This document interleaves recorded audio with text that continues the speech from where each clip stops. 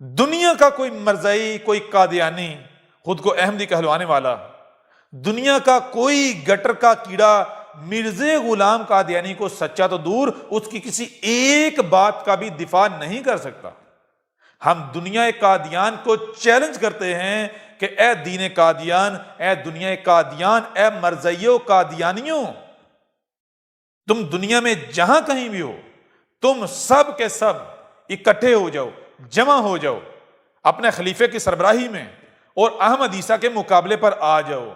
تم احمد عیسیٰ کی کسی ایک بات کا بھی رد نہیں کر سکتے، تم احمد عیسیٰ کے کسی ایک سوال کا بھی جواب نہیں دے سکتے، تم مرزا غلام قادیانی کی کسی ایک بات کو بھی صحیح ثابت نہیں کر سکتے، صحیح ثابت کرنا دور کی بات اس کا دفاع تک بھی نہیں کر سکتے۔ یہ ہمارا چیلنج ہے۔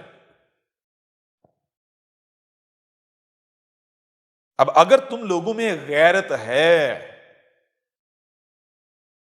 اگر غیرت ہے تو تمہارے پاس دو ہی رستے ہیں، یا تو ڈوب کر مر جاؤ، یا پھر حق کا جو حقیقت ہے اس کا اعتراف کر لو۔ ہلاک تو تمہیں ہونا پڑے گا، اگر حق کا کفر و کذب کرتے ہو تو ہلاکت تو طے ہے، یہ ہم گارنٹی دیتے ہیں۔ کیوں؟ ابھی جب آگے بڑھیں گے تو سب کچھ کھل کر واضح ہو جائے گا۔ اگلی قسط میں تمہارے اوپر ہم واضح کریں گے کہ جب قرآن میں اساطیر الاولین نہیں بلکہ تمہارا ذکر ہے، قرآن میں قرآن کے نزول سے لے کر الساعۃ کے قیام تک جو ہونا تھا وہ سب لکھا ہوا ہے، تو پھر ایسا کیسے ممکن ہے کہ مسیح نے آنا تھا اس کے بارے میں نہ لکھا ہوا ہو؟ جو مسیح رسول کے ساتھ دشمنی کریں گے، دشمنوں کے ساتھ کیا کیا جائے گا یہ نہ لکھا ہو۔ اگر تو مرزا کذاب سچا تھا، مرزا سچا تھا، تو پھر تو قرآن کو یہ بتانا چاہیے بھائی مسیح آئے گا، وہ ایسا کچھ کرے گا، اس کے بعد چلا جائے گا، دنیا میں کوئی تبدیلی نہیں آئے گی اور خرابیاں آئیں گی، یہ سارا قرآن میں ہونا چاہیے۔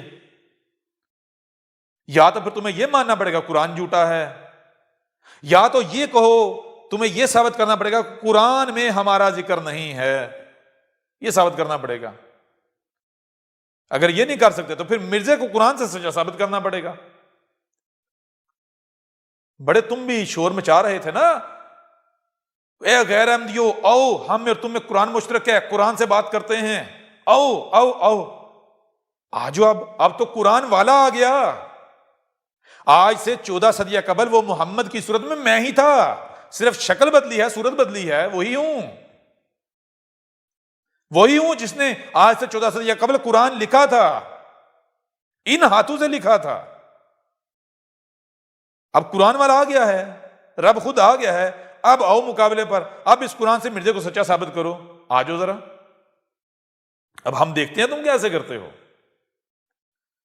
پہلے تم جو مینڈے کی طرح چھلانگے مار رہے تھے، کیوں مار رہے تھے؟ کیونکہ تمہیں پتا تھا تمہارے مقابلے پر بھی ویسے ہی ہے نا، تمہارے جیسے کذاب، مشرک، فرقہ پرست، تمہیں پتا تھا ان کی یہ کمزوریاں ہیں، ہم ان کی کمزوریوں پر وار کریں گے تو وہ آگے سے بھاگ جائیں گے، تمہیں پتا تھا۔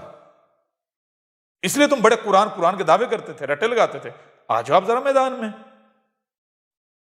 اب تو قرآن سے ہی فیصلہ ہوگا۔ کیوں؟ کیونکہ تم نے قرآن کو اپنے لیے حجت مانا ہوا ہے، حجت تسلیم کیا ہوا ہے۔ دنیا کا کوئی قادیانی، مرزائی، گٹر کا کیڑا قرآن سے مرزے کو سچا ثابت کر دے، جو انعام کہے گا منہ مانگا انعام دیا جائے گا۔ آج ذرا احمد عیسیٰ کے مقابلے پر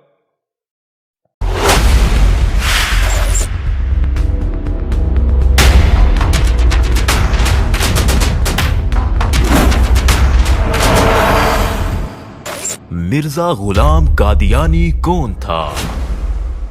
دہلا دینے والے حقائق جانیے احمد عیسیٰ کی زبانی۔